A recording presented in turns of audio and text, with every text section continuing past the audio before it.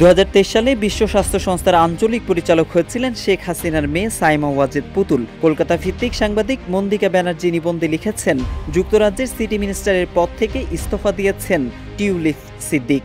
একই পথে হাঁটতে হতে পারে তার খালাতো বোন সাইমা ওয়াজেদ পুতুলকেও। তাকেও ছাড়তে হতে পারে বিশ্ব স্বাস্থ্য সংস্থা ওয়ার্ল্ড হেলথ অর্গানাইজেশনের দক্ষিণ পূর্ব এশিয়ার আঞ্চলিক পরিচালকের পদ।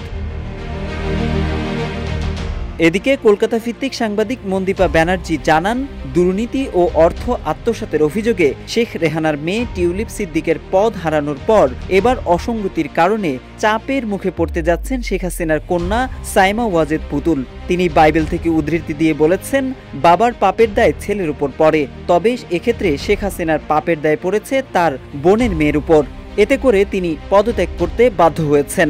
এবার এই দায় পড়তে যাচ্ছে তার আপন মেয়ে পুতুলের উপর, যিনি 2023 সালে বিশ্ব স্বাস্থ্য সংস্থার দক্ষিণ পূর্ব এশিয়ার আঞ্চলিক পরিচালক হয়েছিলেন।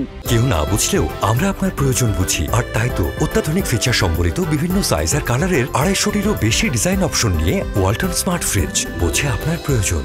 এই সাংবাদিক স্বাস্থ্য বিষয়ক জার্নাল ল্যান্ডসেটের 2023 সালের সেপ্টেম্বরের একটি সম্পাদকীয় প্রতিবেদনের কথা উল্লেখ করে বলেছেন, ওই প্রতিবেদনে পুতুলের প্রার্থিতা নিয়ে প্রশ্ন তুলেছিল। তারা অভিযোগ করেছিল, পুতুল বিশ্ব স্বাস্থ্য সংস্থার আঞ্চলিক পরিচালক হওয়ার যোগ্য না, কিন্তু স্বজনপ্রীতির কারণে তিনি মনোনয়ন পেয়েছেন। এমন স্বজনপ্রীতি বিশ্ব স্বাস্থ্য সংস্থার গ্রহণযোগ্যতা নষ্ট করবে। এদিকে 2023 সালে ব্রিটিশ সংবাদ মাধ্যম ফিনান্সিয়াল টাইমসও তার যোগ্যতা নিয়ে প্রশ্ন তুলেছিল। এতে বলা হয়, আঞ্চলিক পরিচালক পদের জন্য সাইমা ওয়াজেদ পুতুলের সঙ্গে আরেকজন প্রার্থী ছিলেন নেপালের শম্ভু আচার্য। তিনি ছিলেন বিশ্ব স্বাস্থ্য সংস্থার একজন ঊর্ধ্বতন কর্মকর্তা, যিনি 30 বছর যাবৎ সেখানে কাজ করেছেন। এছাড়া জনস্বাস্থ্যের উপর তার পিএইচডি ডিগ্রি রয়েছে। অন্যদিকে সাইমা ওয়াজেদ পুতুল মানসিক স্বাস্থ্য সচেতনতা নিয়ে কাজ করছেন। তার বেশিরভাগ কাজ ছিল অটিজম নিয়ে। প্রতিবেদনে আরও বলা হয়েছে, সাইমা ওয়াজেদ স্কুল সাইকোলজিস্ট হিসেবে প্রশিক্ষণপ্রাপ্ত এবং তিনি একটি দাতব্য ও গবেষণা সংস্থা দেখাশোনা করেন।